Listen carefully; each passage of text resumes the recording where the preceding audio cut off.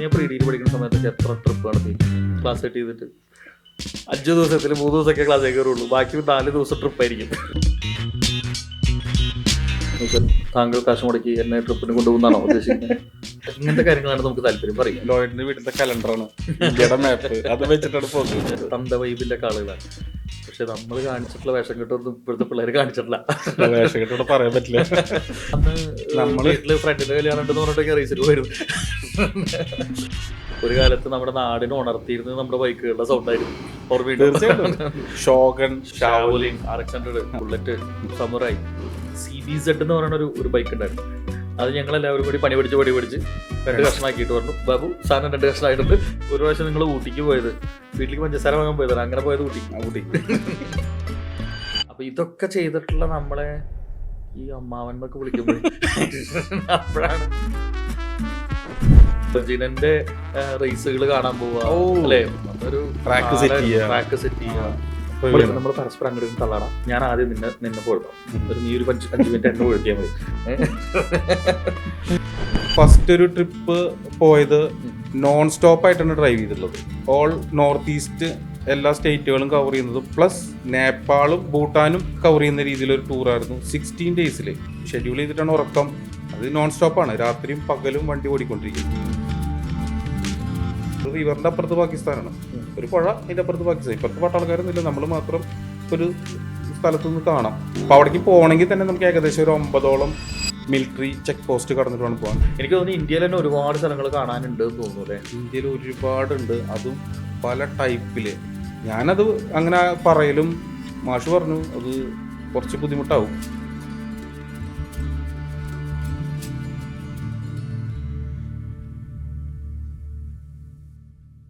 Hi everyone, ഇന്ന് നമ്മുടെ കൂടെ ഗസ്റ്റായിട്ട് വന്നിട്ടുള്ളത് മിസ്റ്റർ പ്രവീൺ ചെറിയത്താണ്. പ്രവീൺ മോട്ടിവേഷൻ സ്പീക്കറാണ്, ഒപ്പം തന്നെ ദി നെക്സ്റ്റ് ലെവൽ എന്ന് പറഞ്ഞ ഇൻസ്റ്റിറ്റ്യൂട്ടിൻ്റെ ഫൗണ്ടറും MD കൂടിയാണ്. പക്ഷെ അതിലൊക്കെ ഉപരി അല്ല, എനിക്ക് വേണ്ടത് അതാണ്. ഈ വക ഫോർമാലിറ്റി ഒന്നും നമ്മൾ തമ്മിൽ വേണ്ട. ഞാൻ കറക്റ്റായിട്ട് സാധനം പറഞ്ഞുതരാം. ഒരേ സ്കൂളിൽ 4ാം ക്ലാസ് തൊട്ട് ഒരുമിച്ച് പഠിച്ച് മാങ്ങ പൊട്ടിച്ചും ക്ലാസ് കട്ട് ചെയ്തും ഫുൾ തരികട പരിപാടികളും നടത്തി വീഡിയോ ഗെയിംസുകൾ എക്സ്ചേഞ്ച് ചെയ്തിട്ട് ആദ്യമായിട്ട് കാസറ്റ്, മറ്റേ പണ്ടത്തെ ടാരി എന്ന് പറഞ്ഞിട്ടുള്ള ഒരു മോഡൽ, അങ്ങനെ തുടങ്ങിയിട്ടുള്ള സൗഹൃദമാണ്. അപ്പൊ എന്തായാലും ഞാൻ വിചാരിച്ചിട്ടുണ്ടായിരുന്നു നമ്മുടെ നാട്ടിൽ ഞാൻ മാത്രമാണ് ഇങ്ങനെ പോഡ്കാസ്റ്റും യൂട്യൂബ് ചാനലൊക്കെ ആയിട്ട് നടക്കണമെന്നുള്ളതാണ്. അപ്പൊ താങ്കൾ 2ാമത്തെ ആളാണ് കേട്ടോ ഈ നാട്ടില്. എനിക്ക് നല്ല ഉറപ്പുണ്ടായിരുന്നു നീ അവസാനം വന്നിട്ട് ഈ ടൂറിസം അല്ലെങ്കിൽ ട്രിപ്പിൽ തന്നെ എത്തും എന്നുള്ളത്. എനിക്ക് വളരെ മുമ്പേ തന്നെ അറിയായിരുന്നു. കാരണം എന്താ വെച്ചാൽ ഞാൻ പ്രീ ഡിഗ്രി പഠിക്കുന്ന സമയത്തൊക്കെ എത്ര ട്രിപ്പ് നടത്തിയിട്ട് ക്ലാസ് സെറ്റ് ചെയ്തിട്ട് 5 ദിവസത്തിൽ 3 ദിവസമൊക്കെ ക്ലാസ് കയറുള്ളൂ, ബാക്കി 4 ദിവസം ട്രിപ്പായിരിക്കും. തൃശ്ശൂരായിട്ട് കിടന്ന് അല്ലേ, ഒരുപാട് സ്ഥലങ്ങൾക്ക്. ഒരു വാഴാനി ട്രിപ്പ് പോയത് ഓർമ്മയുണ്ട്, നമ്മൾ ഫ്രണ്ട്സൊക്കെ കൂടി. അപ്പൊ അന്നേ എനിക്കറിയായിരുന്നു നീ ട്രിപ്പിലേക്ക് തന്നെ എത്താന്നുള്ളത്. എന്താ ഇപ്പോഴത്തെ മെയിൻ പരിപാടി? ടൂറുകൾ തന്നെയാണ് നമ്മൾ മെയിൻ ചെയ്യുന്നത്. ടൂറുകൾ തന്നെയാണ് കൂടുതലും. അഡ്വഞ്ചർ ആയിട്ടുള്ള ടൂർസാണ് ചെയ്യുന്നത്. അഡ്വഞ്ചറായിട്ട് പോകുന്ന അഡ്വഞ്ചർ എന്ന് പറയുമ്പോൾ എന്താ ഉദ്ദേശിക്കുന്നത്? അഡ്വഞ്ചർ എന്ന് പറഞ്ഞു കഴിഞ്ഞാൽ ആക്ച്വലി അഡ്വഞ്ചർ ടൂർസ് എന്ന് പറഞ്ഞു കഴിഞ്ഞാൽ അത് എല്ലാവർക്കും അത് അങ്ങോട്ട് പറ്റില്ല. അതായത് ടൂറ് പോവുക എന്ന് പറഞ്ഞു കഴിഞ്ഞാൽ അഡ്വഞ്ചർ ആയിട്ടുള്ള ഹെൽത്ത് അല്ലെങ്കിൽ അങ്ങനത്തെ രീതിയിലുള്ള ആൾക്കാർക്കാണ് ഈ അഡ്വഞ്ചർ ടൂർ പറ്റുള്ളൂ.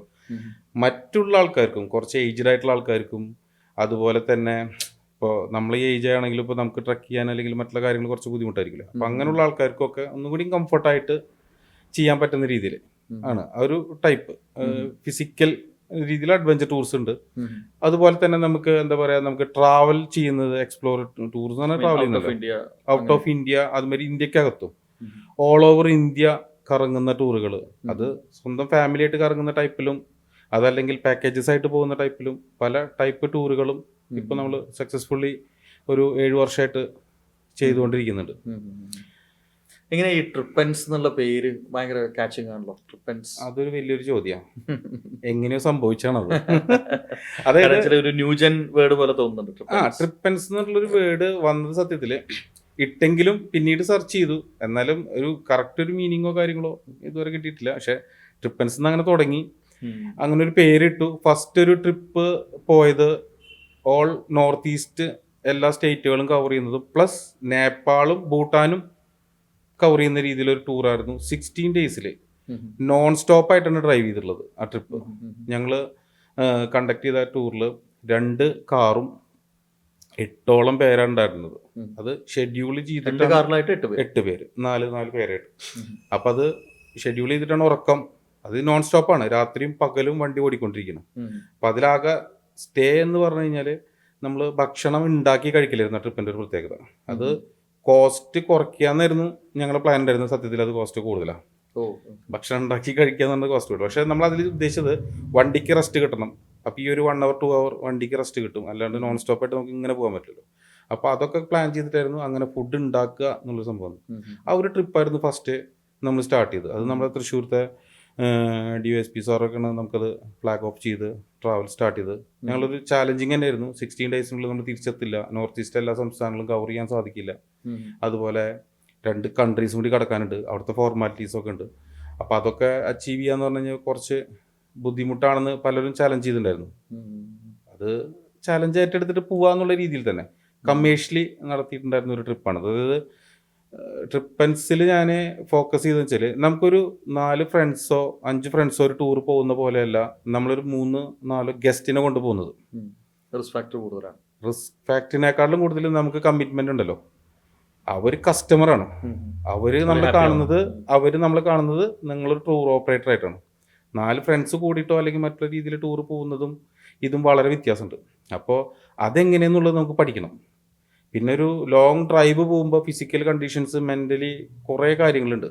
ഇതൊക്കെ നമുക്ക് പല ഇംഗ്ലീഷ് ചാനൽസിലും കണ്ടു പഠിക്കാന്നല്ലാണ്ട് നമുക്ക് പ്രാക്ടിക്കലി നമുക്കത് സാധിക്കില്ല. അപ്പോൾ റൈഡുകളും ട്രിപ്പുകളും പോയിട്ടുണ്ട്. 25,000-നാണ് ഈ ഫസ്റ്റത്തെ പാക്കേജ് ട്രിപ്പൻസ് ചെയ്തിട്ടുള്ളത്. ഓൾ ഇൻക്ലൂസീവ്, ഫുഡ്, യാത്ര എല്ലാം. ഈ നോർത്ത് ഈസ്റ്റ് ഈ ട്രിപ്പിന് ഞങ്ങൾ പാക്കേജ് ട്രിപ്പൻസ് എടുത്തത്. പക്ഷെ സക്സസ്ഫുൾ ആയിരുന്നു. കുറച്ച് കയ്യിൽ നിന്ന് ഇൻവെസ്റ്റ്മെന്റ് വരും, കാരണം നമുക്കത് പഠിക്കണമല്ലോ. ഒരു ട്രയൽ പോലെ ചെയ്തു. അതിനുശേഷം നമ്മളത് അതുപോലത്തെ റൈഡുകൾ മലേഷ്യയിൽ നടത്തിയിട്ടുണ്ടായിരുന്നു, ഓൾ കൺട്രി ലെവലിൽ. ശേഷം ശ്രീലങ്കയിൽ നടത്തിയിട്ടുണ്ടായിരുന്നു, നേപ്പാളിലും ഭൂട്ടാനിലൊക്കെ ടൂർ പാക്കേജസ് ഇതുമാതിരി നടത്തിയിട്ടുണ്ടായിരുന്നു. അതിനുശേഷമാണ് അതേ സമയത്ത് തന്നെയാണ് ഓൾ ഇന്ത്യ എന്നുള്ള രീതിയിൽ. ശരിക്കും നമ്മുടെ നാട്ടിൽ ഓൾ ഇന്ത്യ എന്ന് പറയുന്നത് നോർത്ത് ഈസ്റ്റ് കവർ ചെയ്യാതെ പോകുന്ന ട്രിപ്പിനാണ് ശരിക്കും നമ്മൾ കേരളത്തിലുള്ള ആൾക്കാർ ഓൾ ഇന്ത്യ ട്രിപ്പ് എന്ന് പറയുന്നത്. എത്തിയാൽ മതി. കശ്മീർ വരെ എത്തിയാൽ ഓൾ ഇന്ത്യ. അതിനാണെങ്കിൽ ഓൾ റൈറ്റ് സൈഡിൽ ഒരുപാട് രാജ്യങ്ങൾ, സംസ്ഥാനങ്ങളുണ്ട്. അത് പല റീസൺസ് ഉണ്ട്. നമ്മളിപ്പോ നോർത്ത് ഈസ്റ്റ് സേഫ്റ്റി, പിന്നെ ഫെസിലിറ്റീസ് ഭയങ്കര കുറച്ച് കുറവാണ്. ഇപ്പൊ എല്ലാ കാറ്റഗറി ആൾക്കാർക്കും പറ്റിയ സൗകര്യങ്ങൾ അവിടെ കിട്ടണമെന്നില്ല. പിന്നെ നമുക്ക് ഭക്ഷണത്തിന്റെ കാര്യങ്ങളായാലും ശരി, നമുക്കൊക്കെ കുറെ ലോങ് ഡിസ്റ്റൻസിലേ കിട്ടുള്ളൂ. പിന്നെ പല വിഷയങ്ങൾ അവിടെ വരുന്നുണ്ട്. അപ്പൊ അത്രയും റിസ്ക് എടുത്തിട്ട് നമുക്ക്, ഞാൻ പറഞ്ഞല്ലോ, ഫ്രണ്ട്ലി യാത്രകളൊക്കെ നടക്കും. അതെന്തും സഹിക്കാനും ഇതിനും തയ്യാറാണ്. പക്ഷെ പാക്കേജ് നമ്മൾ ഒരാളുടെ കയ്യിൽ നിന്ന് പൈസ മേടിച്ചിട്ട് റിസ്ക് അല്ല, നമുക്കത് ഭയങ്കര ഒരു എന്താ പറയാ, ഭയങ്കര ഒരു പാഷൻ എന്നല്ല പറയാം, ഭയങ്കര ഒരു സാറ്റിസ്ഫാക്ഷൻ ആണ് ഈ സംഭവം. ഇപ്പൊ അതിനിടയ്ക്ക് നമ്മുടെ തന്നെ ഒരു എൻ്റെ വൈഫിന്റെ ഒരു അധ്യാപകനാണ്, മാഷാണ് സാറ്. ഈ പറഞ്ഞ പോലെ തന്നെ 80% ഡിസേബിൾഡാ ആള്. പക്ഷെ സ്വന്തമായിട്ട് കാർ ഓടിക്കും. ഒരുപാട് കാര്യങ്ങളൊക്കെ പുള്ളി ചെയ്യുന്നതാണ്. അതായത് ചാരിറ്റബിൾ ആയിട്ടും ഇങ്ങനെ ഒരുപാട് കാര്യങ്ങൾ ചെയ്യുന്ന ഒരു വ്യക്തിയാണ്. പുള്ളിക്ക് സ്വന്തമായിട്ട് കാർ ഓടിച്ചിട്ട് വരണം എന്നായിരുന്നു ആദ്യം എൻ്റെ അടുത്ത് പറഞ്ഞത്. ഈ ട്രിപ്പില് അല്ലല്ല, ഇതുപോലെ ഞങ്ങൾ ട്രിപ്പുകൾ ചെയ്യുന്നുണ്ട്. അതായത് ഫാമിലികൾക്ക് വേണ്ടിയിട്ട് ഞങ്ങൾ എല്ലാ സർവീസും ചെയ്യുന്ന, ഞങ്ങൾ ഓർഗനൈസ് ചെയ്ത് കൊടുക്കുന്നുണ്ട്. ഒറ്റയ്ക്ക് ഇൻഡിവിജ്വലായിട്ട് പോകുന്ന ഫാമിലീസിന് വേണ്ട എല്ലാ കാര്യങ്ങളും ചെയ്യുന്ന പരിപാടിയുണ്ട്, കൂടെ ആള് പോവാതെ തന്നെ. അപ്പൊ ഇദ്ദേഹത്തിന് നമ്മൾ അങ്ങനത്തെ ഒരു പ്ലാൻ വെച്ചിട്ടുണ്ടായിരുന്നു. അപ്പൊ അതിനുശേഷം പിന്നെ അദ്ദേഹം നമ്മുടെ പാക്കേജിലേക്ക് ജോയിൻ ചെയ്തു. അത് കശ്മീരിൽ നിന്ന് ഇങ്ങോട്ടായിരുന്നു. കശ്മീരിൽ നിന്ന് തൊട്ടിട്ട് കേരളം വരെ പുള്ളി ഫ്ലൈറ്റിൽ അവിടെ എത്തി, നമ്മുടെ ഗ്രൂപ്പിൽ ജോയിൻ ചെയ്തു. അപ്പോൾ ആള് കുറെ പ്രശ്നങ്ങൾ വന്നു. കാരണം വീൽ ചെയർ നമുക്ക് വണ്ടിക്ക് അകത്തേക്ക് എടുക്കണം. ഒരു ട്രാവലറിൽ നമുക്കത് പറ്റില്ല. കാരണം ട്രാവലറിൽ ഫ്രണ്ട് ഡോർ മാത്രമേ ഓപ്പൺ ചെയ്ത് സീറ്റ് ഇതാക്കുന്ന കാരണം പുള്ളിക്ക് അതൊന്നും പറ്റില്ല. അപ്പോൾ അതൊക്കെ കുറെ ടാസ്കുകളായിരുന്നു. പക്ഷെ നമുക്ക് നമ്മുടെ വണ്ടിയിൽ ഈ പറഞ്ഞ പോലെ പുള്ളീനെ സുഖമായിട്ട് നമുക്ക് വീൽ ചെയർ അടക്കകത്തേക്ക് കയറ്റിയിട്ട് എടുത്തിരുത്തല്, കൊണ്ടുവരല്. പക്ഷെ നമ്മൾ കരുതിയിട്ടുണ്ടായിരുന്നു ഇതായിരുന്നു ഒരു ടാസ്ക് ആയിട്ടുണ്ടായിരുന്നത്. പക്ഷെ ഇദ്ദേഹത്തിന് എടുക്കുന്ന റൂംസ്, റൂമിലേക്ക് എത്തണം, ടോയ്ലറ്റിലേക്ക് എത്തണം, റൂമിൽ ആൾക്കൊന്ന് അങ്ങോട്ടും ഇങ്ങോട്ടും കിടക്കണം. അപ്പം നമ്മൾ എടുക്കുന്ന എല്ലാ ഹോട്ടൽസും ഇതിന് പറ്റുന്ന രീതിയിലേക്ക്, എല്ലാ സ്റ്റേറ്റിലും ഇതിന് പറ്റിയ റൂംസ് വേണം. അതൊക്കെ ഒരു ടാസ്ക് അല്ല, പക്ഷേ ഭയങ്കര ഒരു സന്തോഷമായിരുന്നു. കാരണം ഓരോ സ്ഥലത്തെത്തുമ്പോഴും, ഇപ്പോൾ കാശ്മീരിൽ നിന്ന് ഞങ്ങളുടെ ട്രിപ്പ് സ്റ്റാർട്ട് ചെയ്തത് കേരൻ എന്ന് പറഞ്ഞുള്ള സ്ഥലത്തു നിന്നാണ്. കേരൻ എന്ന് പറഞ്ഞാൽ കുപ്വാറ സ്റ്റേറ്റ് ആണ്. അതായത് നമ്മൾ കന്യാകുമാരി എന്ന് പറഞ്ഞ പോലെ ഏറ്റവും ടോപ്പിലുള്ള കാശ്മീരിൻ്റെ സ്റ്റേറ്റ് ആണ്, ബോർഡറാണ്. അപ്പോൾ അവിടേക്ക് പോകണമെങ്കിൽ തന്നെ നമുക്ക് ഏകദേശം ഒരു 9ഓളം മിലിറ്ററി ചെക്ക് പോസ്റ്റ് കടന്നിട്ട് വേണം പോകാൻ. സ്പെഷ്യലായിട്ടുള്ള പെർമിഷൻ വേണം. പക്ഷെ നമുക്ക് സ്പെഷ്യലായിട്ടുള്ള കുപ്വാറ ഡിസ്ട്രിക്ട് കളക്ടറെ അടുത്തു നിന്ന് പോലും നമുക്ക് പെർമിഷൻ ഉള്ളതാണ്. പല മീറ്റിംഗ്സും നമ്മൾ കോണ്ടാക്ട്, കാരണം ഇത്രയും വലിയ ടൂർസ് ചെയ്യുന്നതിൻ്റെ പേരിൽ നമുക്ക് അവിടെ എപ്പോഴും ഒരു ഇതുണ്ട്. അപ്പോൾ അവിടെ നിന്ന് പെർമിഷൻ കിട്ടി. അവിടെ നിന്നാണ് ഇദ്ദേഹത്തിൻ്റെ ടൂർ സ്റ്റാർട്ട് ചെയ്യുന്നത്. അപ്പോൾ അങ്ങോട്ട് എങ്ങനെ എത്തി? അല്ല, കാശ്മീരിൽ വന്നതിന് ശേഷം പുള്ളിനെ കൊണ്ട് നമ്മൾ അവിടെ പോയി നമ്മൾ അവിടെ സ്റ്റേ ചെയ്തു. അവിടെ സ്റ്റേ ചെയ്തതിന് ശേഷം അവിടെ നിന്ന് ഈ പറഞ്ഞ പാകിസ്ഥാൻ ബോർഡർ എന്നല്ല, ഒരു റിവറിന്റെ അപ്പുറത്ത് പാകിസ്ഥാനാണ്, ഒരു പുഴ, അതിന്റെ അപ്പുറത്ത് പാകിസ്ഥാൻ. ഇപ്പുറത്ത് പട്ടാളക്കാരൊന്നും ഇല്ല, നമ്മൾ മാത്രം ഒരു സ്ഥലത്ത് നിന്ന് കാണാം. അവിടെയാണ് ഏറ്റവും ടോപ്പിലുള്ള ഒരു പോസ്റ്റ് ഓഫീസ് ഉണ്ട് അവിടെ. അപ്പോൾ അവിടെ നിന്ന് ഇത് കണ്ടു. അവിടെ നിന്ന് നമ്മൾ ഇത് ട്രിപ്പ് സ്റ്റാർട്ട് ചെയ്യുന്നു. ഫസ്റ്റ് ശ്രീനഗറിലെത്തിയപ്പോൾ പുറത്ത് ദാൽ ലേക്കിന്റെ പരിസരത്ത് വന്ന് നിൽക്കുമ്പോൾ ഈ പുള്ളി ദാൽ ലേക്ക് നോക്കുന്നുണ്ട്, എൻജോയ് ചെയ്യുന്നുണ്ട്. പക്ഷേ ഞാനും ഉണ്ട്, നമ്മുടെ ടൂർ മാർഷലും ഉണ്ട്. പുള്ളി ഇരിക്കുന്ന നേരത്ത് ഇദ്ദേഹത്തിന് ഒരു ആഗ്രഹം പോലെ ഷിക്കാര റൈഡ് ഒന്ന്, സംഭവം നല്ല രസമുണ്ടല്ലോ ഒന്ന്. ഞാനത് അങ്ങനെ പറയലും മാഷ് പറഞ്ഞു അത് കുറച്ച് ബുദ്ധിമുട്ടാവും, എന്നെ പൊക്കി വെക്കണം, അതും വഞ്ചിയിലേക്ക് പൊക്കി വെക്കണം, വഞ്ചി ചവിട്ടിയാൽ ഇങ്ങോട്ട് നീങ്ങും. അപ്പത്തിനും നമുക്ക് കുറേ ഫ്രണ്ട്സ് കാശ്മീരിലുള്ളതുകൊണ്ട് ഈ ഷിക്കാരുടെ തന്നെ ഓണേഴ്സ് അല്ലെങ്കിൽ അതിൻ്റെ ആൾക്കാർ എല്ലാവരും കൂടിയിട്ട് ഷിക്കാര റൈഡ് അവിടെ നിന്ന് തുടങ്ങി. അതുപോലെ എവിടെ സാധാരണ ഒരാൾക്ക് കയറി കാണാൻ പറ്റുമോ അവിടെ ഒക്കെ കാശ്മീർ തൊട്ടിട്ട് ഇതുവരെയുള്ള. അപ്പോൾ ഓരോ യാത്രകളിൽ ശരിക്കും പറഞ്ഞാൽ നമുക്ക് ഇതാണ് ശരിക്കും ഒരു സന്തോഷം. യാത്രകളിൽ ഇപ്പൊ എത്ര സ്ഥലങ്ങളിൽ പോയിട്ടുണ്ടാവും? ഏത് നമ്മുടെ ട്രിപ്പുകൾ നടക്കുന്ന മെയിൻ കൺട്രീസ്, രാജ്യങ്ങളാണോ? ഡെസ്റ്റിനേഷൻ ശരിക്കും ഇന്ത്യയുടെ അകത്ത് തന്നെ നമ്മൾ മോർ ദാൻ 25 ഡെസ്റ്റിനേഷൻസ് നമ്മൾ ടൂർ ഓപ്പറേറ്റ് ചെയ്യുന്നുണ്ട് ഇന്ത്യക്കകത്ത് ചെയ്യുന്നുണ്ട്. പുറത്തേക്ക് നമ്മൾ അധികം കൺട്രീസിലേക്ക് ടൂർ വളരെ കുറവാണ് ചെയ്യുന്നുള്ളൂ. അതായത് നമ്മളൊരു ടൂർ ചെയ്യുന്ന കൺട്രി ആവട്ടെ, ഒരു ഡെസ്റ്റിനേഷൻ ആവട്ടെ, നമ്മളൊരു ഏജന്റ്, അതായത് DMC എന്ന് പറയും, നമുക്ക് അവിടെ നമുക്ക് ടൂർ ചെയ്തു തരുന്ന ഒരു പാർട്ടി, അങ്ങനത്തെ രീതിയിൽ നമ്മൾ ടൂർ ചെയ്യൽ വളരെ കുറവാണ്. കാരണം നമ്മൾ പോകുന്ന ഒരു കസ്റ്റമർക്ക് എന്തെങ്കിലും ഒരു ഡിഫിക്കൽട്ടീസോ എന്തെങ്കിലും പ്രശ്നങ്ങൾ വന്നു കഴിഞ്ഞാൽ ആസ് എ ഫ്രണ്ട് എന്നുള്ള രീതിയിൽ അവിടെ നമുക്ക് സപ്പോർട്ട് ചെയ്യാനുള്ള ആൾക്കാരുണ്ടാവണം എന്നൊരു നിർബന്ധം നമ്മുടെ ടൂറുകളുണ്ട്. അപ്പോൾ ഒരു സ്ഥലത്ത് ചെയ്യുമ്പോൾ നമ്മൾ അവിടുത്തെ മാക്സിമം നല്ലൊരു ഫ്രണ്ട് സർക്കിൾ ഉണ്ടാക്കി അവരെ കൊണ്ട് അല്ലെങ്കിൽ ആ രീതിയിൽ കണക്ട് ചെയ്തുകൊണ്ടാണ് കൂടുതലും ടൂറുകൾ ചെയ്യാറ്. അതുപോലെ തന്നെ റൈഡ് ടൂറുകളുണ്ട്. നമ്മൾ ബൈ റോഡ് റൈഡ് ട്രിപ്പിനെ പറഞ്ഞപ്പോഴാണ് ചെറുപ്പകാലത്ത് നമ്മൾ റൈഡ് വണ്ടി എടുക്കലും ഓൾട്ടർ ചെയ്യലും അങ്ങനത്തെ കുറെ കാര്യങ്ങളൊക്കെ ഉണ്ട്. അതെ, റെന്റിന് ബൈക്ക് എടുക്കല്. ഫസ്റ്റത്തെ തൃശ്ശൂർ ജില്ലയിലത്തെ അന്ന് ഒരു മസ്കുലർ ആയിട്ടൊരു ബൈക്ക് ഇറങ്ങിയത് പൾസറാ. ഈ പൾസർ ഫസ്റ്റത്തെ പൾസർ എടുത്തത് പ്രവീണാണ്. നമ്മളത് അന്ന് പ്ലാനിങ് നമ്മുടെ CBC എടുക്കാന്നായിരുന്നു, ഓർമ്മയുണ്ടോ? എന്നിട്ട് നമ്മൾ CBC ടെസ്റ്റ് ഡ്രൈവ് അടിക്കാൻ പോയി. നമ്മുടെ സ്റ്റേഷനിലുള്ള ഒരാള് നമുക്കത് കാണിച്ചു തരാനൊക്കെ ആയിട്ട് വന്നിട്ടുണ്ടായിരുന്നു. പിന്നെയാണ് നമ്മള് തൃശ്ശൂർക്ക് CBCയുടെ ഷോറൂം തപ്പിപ്പോയപ്പോഴാണ് പൾസറിന്റെ ഇനാഗ്രേഷൻ അവിടെ നടക്കുന്നത്, ലോഞ്ചിങ് വീഡിയോസ് നടക്കുന്നത്. അന്ന് തന്നെ നമ്മളത് വാങ്ങി റൗണ്ട് ലൈറ്റ് ഒക്കെ ആയിട്ട് ആദ്യം കൂടെ തട്ടിട്ട് നീ അത് ഓർമ്മയുണ്ടോ? ഇനി വേറൊരു പ്രത്യേകത കൂടി ഉണ്ട്. ശരിക്കും പറഞ്ഞാൽ ഞാൻ റൈഡ് പോവാ, റൈഡേഴ്സിന്റെ അല്ലെങ്കിൽ റൈഡ് ബൈക്ക് റൈഡ് അല്ലെങ്കിൽ ഡ്രൈവ് ചെയ്യുന്ന പോലെ BMന്റെ ബൈക്കും പ്രവീൺ എടുത്തിട്ടുണ്ട്, റൈഡ് ബൈക്ക്. അല്ല, അത് വെച്ചാൽ നമ്മൾ ഈ ഇപ്പോഴത്തെ പിള്ളേര്, ന്യൂജൻ പിള്ളേര് എപ്പോഴും കളിയാക്കി പറയും നിങ്ങൾ 80s അമ്മാവന്മാരല്ലേ അല്ലേ? നമ്മളൊക്കെ 80s അമ്മാവന്മാരാണ്, തന്ത വൈബിന്റെ ആളുകളാണ്. പക്ഷെ നമ്മൾ കാണിച്ചിട്ടുള്ള വേഷം കെട്ടൊന്നും ഇപ്പോഴത്തെ പിള്ളേർ കാണിച്ചിട്ടില്ല. വേഷം കെട്ടോടെ പറയാൻ പറ്റില്ല. ഒരു കാലത്ത് നമ്മുടെ നാടിനെ ഉണർത്തിയിരുന്നത് നമ്മുടെ ബൈക്കുകളുടെ സൗണ്ടായിരുന്നു, ഓർമ്മയുണ്ട്? ഷോഗൺ, ഷാവോലിൻ, RX-100, ബുള്ളറ്റ്, അതെ, പിന്നെ ഇതൊക്കെയായിരുന്നു സമുറായി, 2 സ്റ്റോക്ക് വണ്ടികളും 4 സ്റ്റോക്ക് വണ്ടികളും എല്ലാം നമ്മൾ ഉപയോഗിച്ചിട്ടുണ്ട്. അന്ന് നമ്മളിങ്ങനെ കുട്ടി റൈഡുകളൊക്കെ പോകാറുണ്ടായിരുന്നു. അന്ന് അത്യാവശ്യം നമ്മൾ റൈഡുകൾ ഈ പറഞ്ഞ പോലെ തന്നെ അടുത്തുള്ള സംസ്ഥാനങ്ങള്, ബാംഗ്ലൂർ, അതുപോലെ കോയമ്പത്തൂർ, പാഷൻ, ഇതൊക്കെ വെച്ചിട്ടാണ് പോവാറ്. തൃശ്ശൂർ നമ്മള് എനിക്ക് തോന്നുന്നു അന്ന് റോഡുകളൊന്നും ഇത്ര വലിപ്പമില്ല, ചെറിയ റോഡുകൾ. അന്നുള്ള നല്ലൊരു ഹൈവേ എന്ന് പറയാൻ നമ്മളെ കോയമ്പത്തൂര് LNT. LNT. ഇതാണ് ഹൈവേ, ഒരു വലിയൊരു ഹൈവേ ഉള്ളത്. എനിക്ക് ഇപ്പോഴും ഓർമ്മയുണ്ട്, നമ്മൾ അന്ന് LNTയുടെ ഈ ഭയങ്കര ഒരു ന്യൂസ് ഉണ്ടായിരുന്നു, ലൈക്ക് LNT റോഡ് ഭയങ്കര റോഡാണെന്നുള്ളൊരു. ആ സമയത്താണ് എൻ്റെ അനുജൻ അവിടെ കോയമ്പത്തൂർ പഠിക്കാൻ പോകുന്നത്. അപ്പൊ അവനെ കാണാനാന്ന് പറഞ്ഞിട്ട് ഇവിടുന്ന് ബൈക്ക് എടുത്തിട്ട് പോയിട്ട് അതൊക്കെയാണ് ശരിക്കും ട്രിപ്പിന്റെ തുടക്കം അല്ലേ? അതെ, അതായത് ഇത് പറയുമ്പോ വിടാൻ പറ്റാത്തൊരു കാര്യമായിരുന്നു. 2010 ഒരു കശ്മീരിലേക്ക് ഒരു യാത്ര പ്ലാൻ ചെയ്യണത്. അതിൽ പ്രവീൺ ചെറിയൊരു കേസിലാണ് മിസ്സായത്. അന്ന് പ്രവീൺ ഉണ്ടാവണ്ടാണ് ആ ട്രിപ്പില്. അതെ, നമ്മളത് നമ്മുടെ ഫ്രണ്ട്സ് ജോസ്, ലോയിഡ്, നിയാസ് ഇവരൊക്കെ കൂടിയിട്ടാണ് നമ്മൾ ആ ട്രിപ്പ്.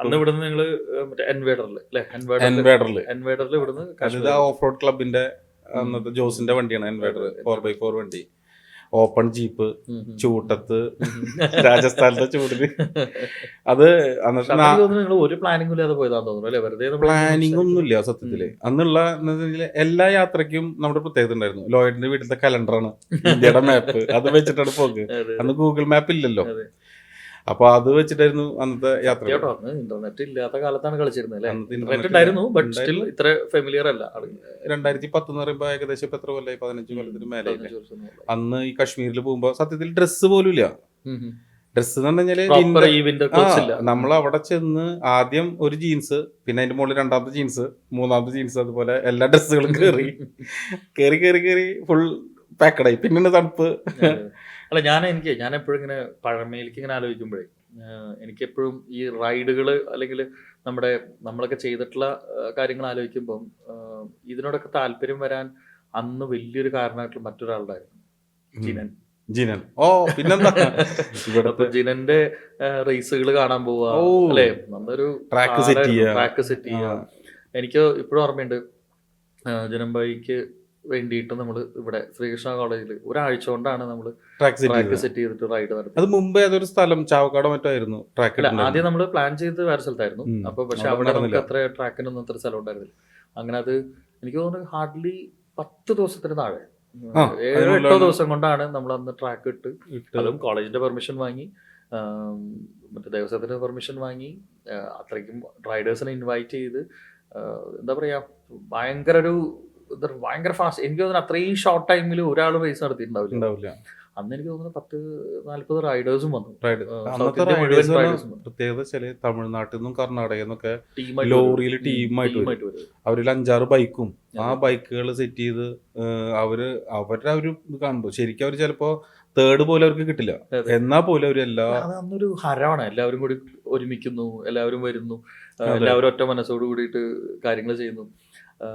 അപ്പൊ ഇതൊക്കെ ചെയ്തിട്ടുള്ള നമ്മളെ ഈ അമ്മാവനൊക്കെ വിളിക്കുമ്പോൾ അപ്പോഴാണ് നമുക്ക്.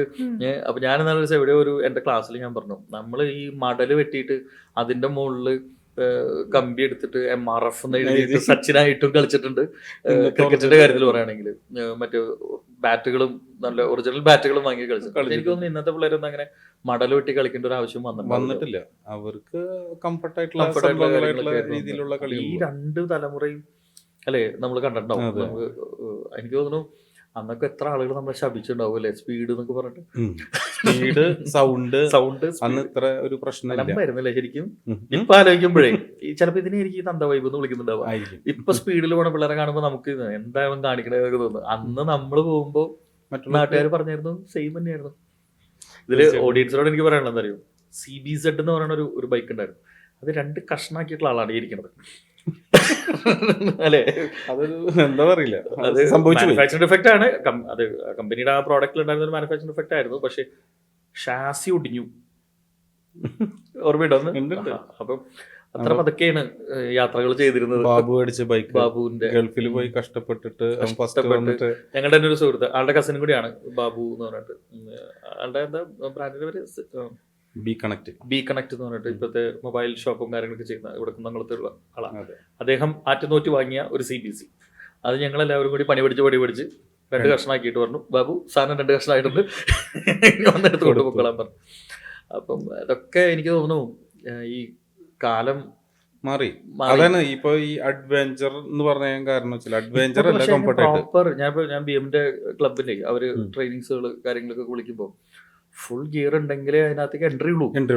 അല്ലാതെ വെറുതെ അവിടെ പോയിട്ട് നമ്മൾ ചെരുപ്പിട്ട് വന്നിട്ട് ഞാൻ വണ്ടി എടുത്ത് ഇറങ്ങാന്ന് പറഞ്ഞാലൊന്നും നടപടിയാവില്ല. പക്ഷെ അന്ന് നമ്മൾ എനിക്ക് തോന്നുന്നു ഈ LNT റോഡിലൊക്കെ കിടന്ന് കുനുകുത്തുന്ന സമയത്ത് ഗിയേഴ്സ് സത്യം പറഞ്ഞു കഴിഞ്ഞാല് ഇന്ന് ആ വേർഡ് ഉപയോഗിക്കുന്നുണ്ടെങ്കിലും പണ്ട് ഗിയേഴ്സ് കണ്ടിട്ടുള്ളത് ജീനന്റെ പോലുള്ള വല്ല പ്രൊഫഷണൽ ആയിട്ട് റൈഡേഴ്സ് വരുമ്പോഴാണ് അവരാ ബൂട്ട്സും ബൂട്ട്സും അതുപോലെ പാൻസും കാര്യങ്ങളൊക്കെ യൂസ് ചെയ്യുമ്പോഴാണ് ഗിയേഴ്സ് ഉണ്ട്. അത് ട്രാക്കിലേക്ക് മാത്രം, റോഡിൽ പോകുമ്പോ അതൊന്നും അന്ന് ആരും യൂസ് ചെയ്തിരുന്നില്ല. നമ്മളിപ്പോ ലോങ് ഡ്രൈവ് പോകുമ്പോൾ അന്ന് ഞാൻ മനസ്സിലാക്കിയെടുത്തില്ലേ, നമ്മളിപ്പോ ട്രാക്ക് ഇടുമ്പോഴായാലും ഒരു പാടം അല്ല എന്നുവെച്ചെങ്കിൽ ഒരു പറമ്പ് അവിടെ ഒരു ട്രാക്ക് ഇട്ടു, അതിനകത്ത് എന്ത് സേഫ്. ഇപ്പൊ ആലോചിക്കുമ്പോ കേട്ടോ, ഒരു ആംബുലൻസ് പോലും അന്നത്തെ കാലത്ത് ഉണ്ടാവില്ല. വീണവനെ എണീറ്റ് പോവാൻ എന്നുള്ള രീതിയിൽ തന്നെയായിരുന്നു. പക്ഷെ ഇന്നൊക്കെ ഒരുപാട് മാറി. ഞാനിപ്പോ അടുത്ത എവിടെയോ റേസ് ഉണ്ടല്ലോ, ചിനമ്പായി വന്നിട്ട് കോയമ്പത്തൂർ ചാമ്പ്യൻഷിപ്പ് ഉണ്ടായിരുന്നു. അപ്പൊ ആ ചാമ്പ്യൻഷിപ്പ് കാണാൻ വേണ്ടി ഞാൻ പോയിട്ടായിരുന്നു കഴിഞ്ഞ ഒരു 6 മാസം മുമ്പ്. അപ്പം കുഞ്ഞു മക്കള്, ചെറിയ കുട്ടികളുടെ റേസ്, അവർക്കും ട്രാക്കിൽ കൊച്ചു കുട്ടികള് ഒരു കുഞ്ഞു വണ്ടിയൊക്കെ ആയിട്ട് വന്ന് പാരന്റ്സ് ഒക്കെ ഇങ്ങനെ നിൽക്കുവാണ്. അല്ല, പാരന്റ്സ് അതിൽ ഇൻട്രസ്റ്റഡ് ആയിട്ട് ഇപ്പൊ കുട്ടികൾക്ക് വേണ്ടി ബൈക്ക് ഗിയേഴ്സ് ഇത് കൂടുതലും കസ്റ്റമൈസ് ചെയ്യണം. ഈ കുട്ടികൾക്കുള്ള പലതും റെഡിമെയ്ഡ് കിട്ടില്ല. അപ്പൊ അവരത്രയും പാഷനേറ്റ് ആയിട്ട് അല്ലെങ്കിൽ ആ കുട്ടികളെ നമ്മള് ഫ്രണ്ടിന്റെ കല്യാണം ഉണ്ടെന്ന് പറഞ്ഞിട്ടൊക്കെ റേസിന് പോയിരുന്നു.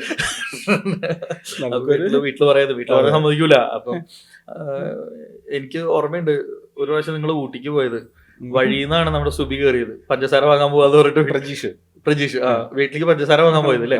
വീട്ടിലേക്ക് പഞ്ചസാര വാങ്ങാൻ പോയതാണ്. അങ്ങനെ പോയത് ഊട്ടിക്ക്. അന്നത്തെ ട്രിപ്പുകളൊക്കെ അങ്ങനെയാണ്. ചില പ്ലാൻ ചെയ്തിട്ടൊന്നും അന്ന് നടത്താൻ അന്ന് മെയിൻ ആയിട്ട് ചില സാമ്പത്തികം ഇല്ല, കയ്യില് പൈസ ഇല്ല, എല്ലാവരുടെ കയ്യിലും ബൈക്കും കാര്യങ്ങളൊന്നും ഇല്ല. അപ്പൊ പിന്നെ ഉള്ളത് വെച്ച് ഓണാക്കുക എന്നുള്ളതാണ് അന്നത്തെ രീതി. പക്ഷെ അതൊരു സുഖമുള്ള പരിപാടിയാണ്. പക്ഷെ എൻഡ് ഓഫ് ദി ഡേ ഇപ്പൊ trip and holidays private limited എന്ന് പറഞ്ഞ ഒരു കമ്പനിയിൽ എത്തി നിൽക്കുമ്പോൾ ഐ എം സോ ഹാപ്പി. കാരണം വെച്ചാൽ അതിനെ ഒരു ബിസിനസ് ആക്കി മാറ്റാൻ പറ്റും. നമുക്ക് യാത്രകള് എങ്ങനെ ഇപ്പൊ നേരത്തെ പറഞ്ഞ പോലെ തന്നെ ഇപ്പൊ ഒരു ഓൾ ഇന്ത്യ ട്രിപ്പ് പോകണമെങ്കിൽ പലർക്കും അത് ഇമ്പോസിബിൾ തന്നെയാണ്. കാരണം ഇപ്പൊ ഒരു സെൽഫായിട്ട് ഡ്രൈവ് ചെയ്ത് പോകണമെങ്കിലും അതല്ലെങ്കിൽ ഇപ്പൊ ഒരു പ്രായമായിട്ടുള്ള ഒരാൾക്ക് അല്ലെങ്കിൽ ശരിക്ക് നല്ല റിട്ടയർമെന്റ് ആയിട്ടുള്ള ഒരാൾക്ക് ഇപ്പോൾ ഒരു ഓൾ ഇന്ത്യയിലുള്ള പല സംഭവങ്ങളും കാണണമെങ്കിൽ ആൾക്ക് കുറെ എക്സ്പെൻസീവ് ആണ്. അതിനെ എങ്ങനെ റീസണബിൾ ആക്കി ഹെൽപ്പ് ചെയ്ത് കൊടുക്കുന്നു. അതെ, അതിനുള്ള എല്ലാ കാര്യങ്ങളും നിങ്ങൾ ചെയ്യുന്നുണ്ട്. പ്ലസ് നമ്മുടെ ഗ്രൂപ്പ് ടൂർസ് ഉണ്ട്. എല്ലാ മന്തും നമുക്ക് കാശ്മീർ വരെ പോകുന്ന ബൈ റോഡ്, അതായത് തൃശ്ശൂരിൽ നിന്ന് സ്റ്റാർട്ട് ചെയ്തത് ഇനിയിപ്പോ പാലക്കാട് നിന്നാണ് സ്റ്റാർട്ട് ചെയ്യുക. ആ രീതിയിൽ എല്ലാ മന്തും നമ്മുടെ ട്രിപ്സ് ഉണ്ട്. അപ്പൊ അതില് സിംഗിൾ ആയിട്ടും ജോയിൻ ചെയ്യാം. കാരണം ഇതിലൊക്കെ ഉള്ള ഒരു പ്രശ്നം എന്ന് പറഞ്ഞു കഴിഞ്ഞാൽ ഇപ്പൊ ഒരാൾക്ക് താല്പര്യം ഉണ്ടെങ്കിൽ അയാൾ വേറൊരാളുടെ കൂടി കണക്ട് ചെയ്യണം, അല്ലെങ്കിൽ കാർ എടുക്കണമെങ്കിൽ ഒരു 4 പേര് വേണം. ഇതിപ്പോ ഒരാൾക്കായാലും ഈ ട്രിപ്പിൽ പോകാം, വേറെ ആളുകളായിട്ട് അവരെ കണക്ട് ചെയ്ത്. അതുപോലെ നമ്മൾ 7 കൺട്രിയിൽ ഇങ്ങനത്തെ ടൂർ റിക്വയർമെന്റ് അനുസരിച്ചിട്ടും നമ്മൾ ഗ്രൂപ്പ്സ് ഇട്ടിട്ടും നമ്മൾ അതും ഓപ്പറേറ്റ് ചെയ്യുന്നുണ്ട്. ഞാൻ മനസ്സിലാക്കിയെടുത്തോളം എനിക്ക് തോന്നുന്നു വിദേശത്തുള്ള ട്രിപ്പുകളാണ് ഇത്തിരി കൂടി കോർഡിനേറ്റ് ചെയ്യാൻ എളുപ്പം തോന്നുന്നു അല്ലെ? വിദേശത്തൊന്നും കൂടിയും കോർഡിനേറ്റ് ചെയ്യാൻ എളുപ്പമാണ്. പിന്നെ എന്ന് പറഞ്ഞു കഴിഞ്ഞാല് അതിൻ്റെതായിട്ടുള്ള ബുദ്ധിമുട്ടുകളുണ്ട്. കാരണം അവിടുത്തെ റൂൾസ് നമ്മൾ ശരിക്ക് പാലിക്കണം. ലൈസൻസ് പോലുള്ള കാര്യങ്ങളൊക്കെ വളരെ കുറച്ച് ബുദ്ധിമുട്ട്. കമ്പനി റൺ ചെയ്യുന്നവർക്ക് ഞാൻ ചോദിച്ചത് കസ്റ്റമേഴ്സിന്റെ ആംഗിളിൽ കുറച്ചും കൂടി ഓർഗനൈസ്ഡ് ആയിരിക്കും. കസ്റ്റമേഴ്സിനെ സംബന്ധിച്ചിട്ട് കൂളാണ്. കാരണം അങ്ങനെ ഒരു പാക്കേജ് എടുത്തു കഴിഞ്ഞാൽ ഞാനിപ്പോ ഇതുപോലെ തന്നെ നമ്മളൊരു 2017 തോന്നുന്നുണ്ട് ഞാനൊരു ട്രിപ്പ് ചെയ്തിട്ടുണ്ടായിരുന്നു ഭൂട്ടാനില്. അവർക്ക് ഫുൾ എക്സ്പ്ലോർ ചെയ്യണം ഭൂട്ടാൻ, ഡ്രൈവ് ചെയ്തിട്ട് തന്നെ കാണണം. എല്ലാവരും ഡോക്ടേഴ്സ് തന്നെയായിരുന്നു. അപ്പോൾ അവർക്ക് അവരുടേതായിട്ടുള്ള ചാലഞ്ച് ഉണ്ടായിരുന്നു. അപ്പോൾ നമ്മളാണ് അത് കംപ്ലീറ്റ് ഓപ്പറേറ്റ് ചെയ്ത് കൊടുത്തത്, ബാക്കപ്പ് സ്റ്റാഫുകൾ അതുപോലുള്ള കാര്യങ്ങൾ. അപ്പോൾ അവർക്ക് സംബന്ധിച്ചിട്ട് കംഫർട്ടാണ്. നമുക്കതിൽ കുറേ ഡിഫിക്കൽട്ടീസും അല്ലെങ്കിൽ സംഭവങ്ങളൊക്കെ നമ്മുടെ അതിൻ്റെ. ഞാൻ എൻ്റെ ട്രിപ്പുകൾ ഞാൻ കൂടുതലും സോളോ പോകാൻ ആഗ്രഹിക്കുന്ന ആളാണ്. ഞാൻ ഒറ്റയ്ക്ക്. അതെന്താ അങ്ങനെ? ഒന്ന് വെച്ചാൽ നമ്മുടെ ഇഷ്ടത്തിനനുസരിച്ച് എപ്പോഴാണെങ്കിലും പോസ് അടിക്കാമല്ലോ. ചിലപ്പോൾ രാജ്യത്ത് പോയി ഇനി ഇവിടുത്തെ പോകണ്ടെന്ന് തീരുമാനിച്ചു കഴിഞ്ഞാൽ അടുത്ത ഫ്ലൈറ്റ് എടുത്ത് ഇങ്ങോട്ട് പോരാം. അതിനുള്ള ഒരു സ്വാതന്ത്ര്യം നമുക്ക് ഉണ്ടാവുമല്ലോ. അതായത് കംഫർട്ട് ആയിട്ടുള്ള ട്രിപ്പുകളാണ് ആഗ്രഹിക്കുന്നത്. ഫ്ലൈറ്റിൽ പോകുന്നത്, ഫ്ലൈറ്റിൽ മേല് കേടാക്കുന്നു, വയർപ്പിന്റെ സുഖമുള്ളതുകൊണ്ട് മേല് കേടാവുന്ന പരിപാടികളില്ല. കൂടുതൽ ഞാൻ അങ്ങനെ റോഡ് ട്രിപ്സുകൾ അധികം പോയിട്ടില്ല. നമ്മൾ അന്ന് ചെറുപ്പത്തിൽ പോയിട്ടുള്ള കുട്ടി ട്രിപ്പുകൾ ഒഴിച്ചാൽ റോഡ് ട്രിപ്സുകൾ പോയിട്ടില്ല. അല്ല, ഇന്ന് ഒരുപാട് ആൾക്കാർക്ക് വെച്ചാല് ഏത് പണ്ടത്തെ പോലെയല്ല, ഏത് വീട്ടുകളിലും വെഹിക്കിൾസ് 2 വീലർ ആയാലും കാർ ആയാലും ഉണ്ട്. അതില് ഇപ്പൊ ആളുകൾ വൈഡായിട്ട് ട്രാവൽ ചെയ്ത് അപ്പൊ അവർക്ക് ഇപ്പൊ അങ്ങനെ വരുമ്പോ അതിനുള്ള ഓപ്ഷൻസ് ഇവിടെ വളരെ കുറവാണ്. ഇപ്പൊ ഫോർ എക്സാമ്പിൾ ഒരു ഫാമിലിക്ക് ഇപ്പൊ പ്രവീൺ തന്നെ വൈഫും മക്കളും കൂടിയിട്ടൊരു താല്പര്യം ഇല്ലാന്ന് തോന്നുന്നു, ബൈ ചാൻസ് താല്പര്യം വന്നു ഓൾ ഇന്ത്യ പോകണമെന്നുണ്ടെങ്കിൽ എത്ര കാര്യങ്ങൾ ശ്രദ്ധിക്കണം. ഒന്ന് റോഡിലുള്ള ഇഷ്യൂസ്, സ്റ്റേറ്റിലുള്ള പ്രശ്നങ്ങൾ, മറ്റുള്ള അതിന് പുറമെ നമ്മൾ എങ്ങനെ പോകും വരുന്നില്ല, ഇതൊക്കെ നമ്മൾ കംഫർട്ടാക്കി കൊടുക്കും. അതായത് ആ ഒരു ഫാമിലിക്ക് വേണ്ടിയിട്ടുള്ള എല്ലാ അറേഞ്ച്മെന്റ്സും നമ്മൾ 20 days ആണ് അല്ലെങ്കിൽ 30 days ആണ്. ഈവൻ ആ ഒരു ട്രിപ്പിൽ അവർ എക്സ്പെൻസ് കരുതുന്ന ഫ്യൂൽ കോസ്റ്റ് പോലെ ഒരു 20% നമ്മൾ കുറയ്ക്കും. കാരണം അതിനനുസരിച്ച് അവർക്ക് ഷെഡ്യൂൾ ചെയ്ത് കൊടുക്കും നമ്മൾ ട്രിപ്പ്. ഒബ്വിയസ്ലി നമുക്ക് അവിടെ ഒരാൾ അറിയുന്ന ആളുണ്ടെങ്കിൽ നമുക്ക് എപ്പോഴും ഹെൽപ്ഫുൾ ആയിരിക്കുമല്ലോ, അവിടെ പോകണം എന്ത് പോകണം എന്നുള്ളത്. എങ്ങനെ ചെയ്യണം. ഞാൻ കഴിഞ്ഞ പ്രാവശ്യം ഫ്രാൻസിൽ പോയപ്പോൾ ഏറ്റവും കൂടുതൽ കേട്ട ഒരു അനൗൺസ്മെന്റ് അവിടെ എന്താ പറയുക, പിക് പോക്കറ്റേഴ്സിനെ ശ്രദ്ധിക്കുക.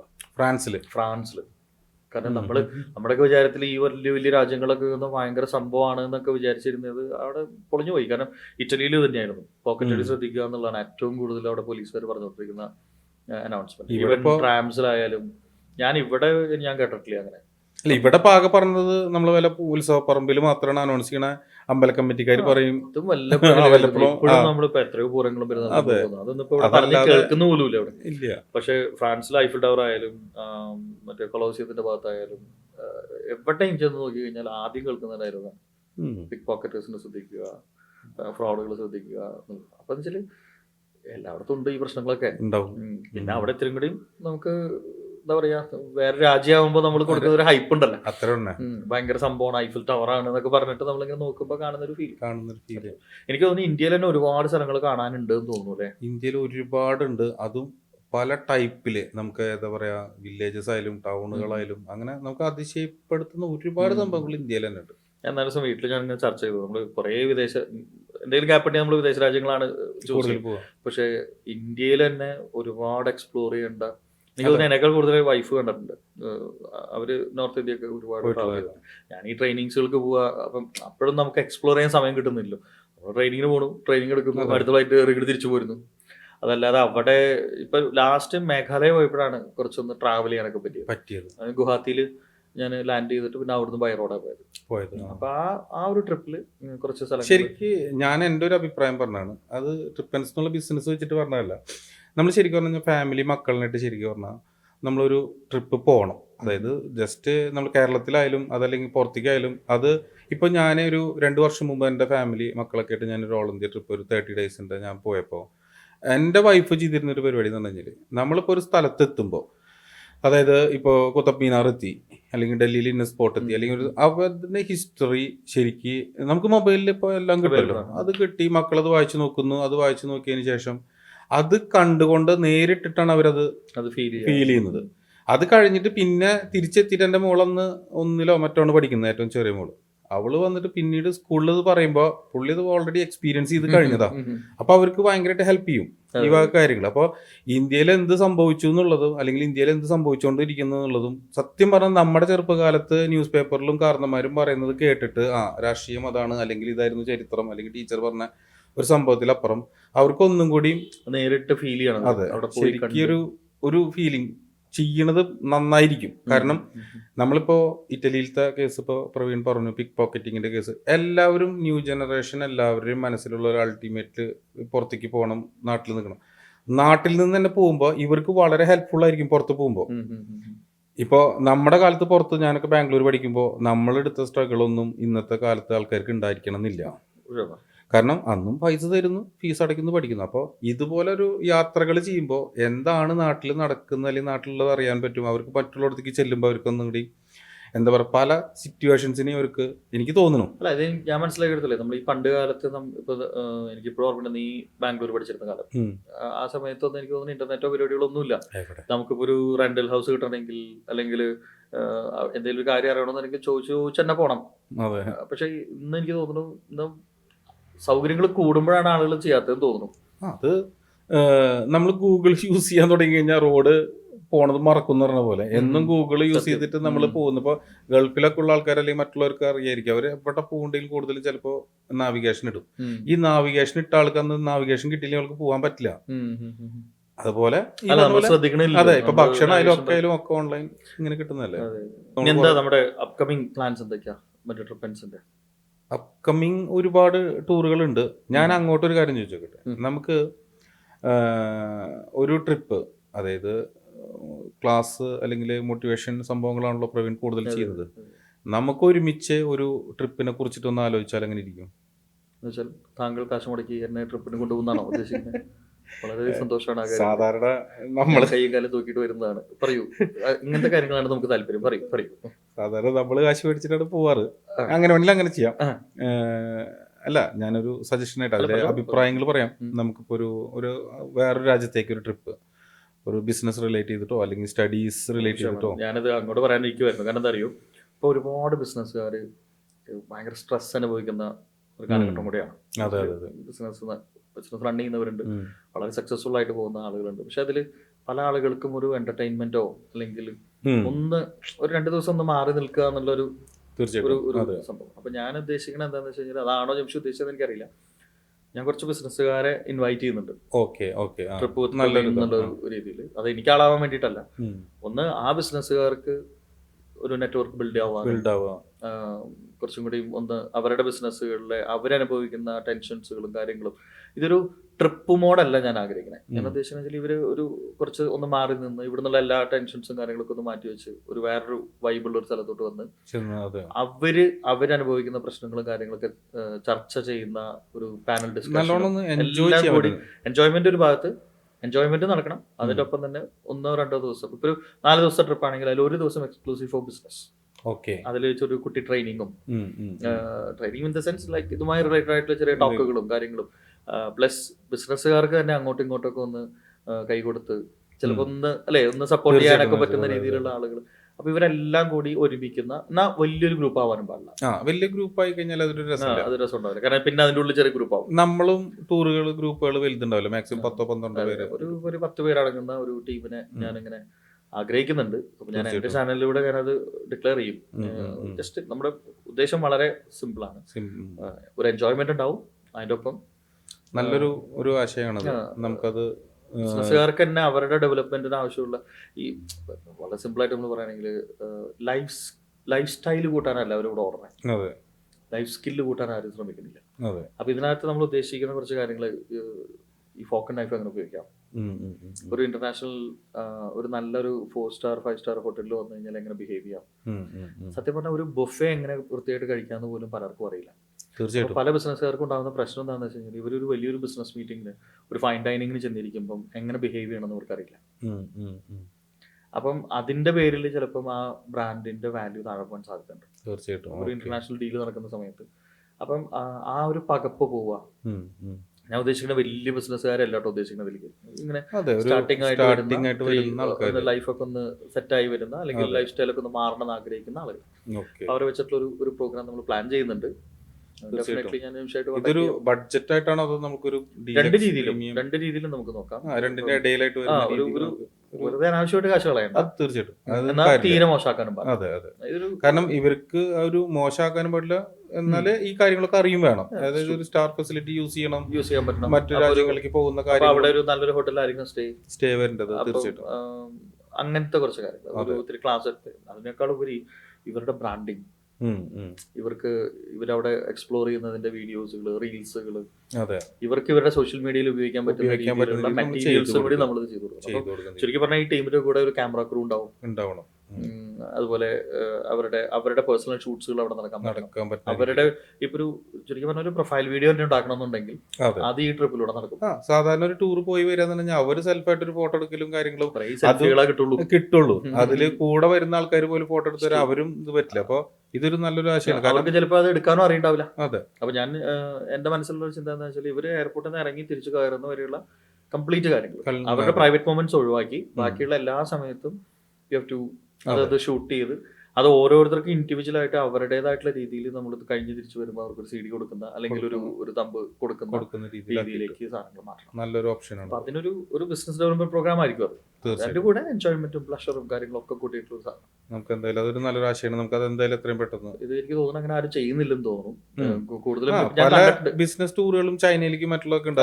ഈ കണ്ടന്റ് ഫെയർ കാര്യങ്ങളൊക്കെ അതൊരു വേറെ ടൈപ്പാണ്. ഇത് നമ്മൾ പക്ഷെ എന്താ പറയാ, അവർക്ക് ബേസിക് അറിഞ്ഞിരിക്കേണ്ട പല കാര്യങ്ങളും പറഞ്ഞിട്ടുണ്ടല്ലോ. ഞാൻ ആളാവാൻ വേണ്ടിയിട്ടല്ല, എന്റെ കൂടെ വന്നവരെ ആളാക്കാൻ വേണ്ടിയിട്ടുള്ള ട്രിപ്പ് അതൊരു നല്ലൊരു പോലെ. ഞാൻ ആളാവാനാണെന്നുണ്ടെങ്കിൽ ട്രിപ്പ് വിത്ത് പ്രവീൺ എന്നൊക്കെ പറഞ്ഞിട്ട് എനിക്ക് ബ്രാൻഡ് ചെയ്യാം. അതല്ല നമ്മൾ ഉദ്ദേശിക്കുന്നത്. നമ്മളതിന്റെ ബാക്ക് എൻഡ് ആയിരിക്കും. അതെ, ഇവരെയാണ് ആളാക്കുക. അല്ലെങ്കിൽ അവർക്ക് മാക്സിമം എക്സ്പീരിയൻസ് ചെയ്യുക, അവർക്ക് മാക്സിമം ഔട്ട്പുട്ട് ഉണ്ടാവുക. നല്ലൊരു ആശയമാണ്. നമുക്ക് എന്തായാലും പെട്ടെന്ന് തന്നെ നമുക്കത് അതിനൊരു ഒരു quotation ഒക്കെ തീർച്ചയായിട്ടും set ആക്കാം. റെഡി ആക്കിയിട്ട് നമുക്ക് ടൂർ നമുക്ക് എത്രയും പെട്ടെന്ന് സ്റ്റാർട്ട് ചെയ്യാം. അപ്പൊ എന്തായാലും എല്ലാവിധ ആശംസകളും. Thank you. ട്രിപ്പൻസ് വലിയ എന്താ പറയാ വലിയ വിജയങ്ങളിലേക്ക് ട്രിപ്പൻസ് ഞാനാണ് പറയേണ്ടത്. ജസ്റ്റ് നമ്മൾ പരസ്പരം അങ്ങോട്ട് തള്ളാടാ. ഞാൻ ആദ്യം നിന്നെ പോഴ്ത്താം. ഒരു നീ ഒരു 5 മിനിറ്റ് എന്നെ പോഴ്ത്തിയാൽ മതി. അല്ലേ? എന്തായാലും നമ്മൾ അന്നൊക്കെ കണ്ട് സ്വപ്നം കണ്ടത് ഒരു റേഞ്ചിലേക്ക് അപ്പൊ നമ്മൾ പോയിക്കൊണ്ടിരിക്കുന്നത്. തീർച്ചയായിട്ടും ഇപ്പോഴും ഓർമ്മയുണ്ട്, പോർക്കളങ്ങാട് പാടത്തും ഗബ്രിയുടെ മതിലുമലൊക്കെ ഇരുന്നിട്ടാണ് നമ്മുടെ ഭാവി നമ്മൾ ചർച്ച ചെയ്തിട്ടുണ്ടായിരുന്നത്. അപ്പൊ എന്തായാലും മോശമൊന്നായിട്ടില്ല. നമ്മുടെ വീട്ടുകാർക്കൊക്കെ അഭിമാനിക്കാവുന്ന രീതിയിലേക്ക് ആയിക്കൊണ്ടിരിക്കുന്നു. ഇനിയും വളരണം, ഇനിയും വളരണം, ഇനിയും വെട്ടിപ്പിടിക്കാനുണ്ട് ഒരുപാട് കാര്യങ്ങൾ. So wish you all the success. ഏറ്റവും ഭംഗിയുണ്ട്. പ്രവ്യൂടും അങ്ങനെ തന്നെ. Thank you.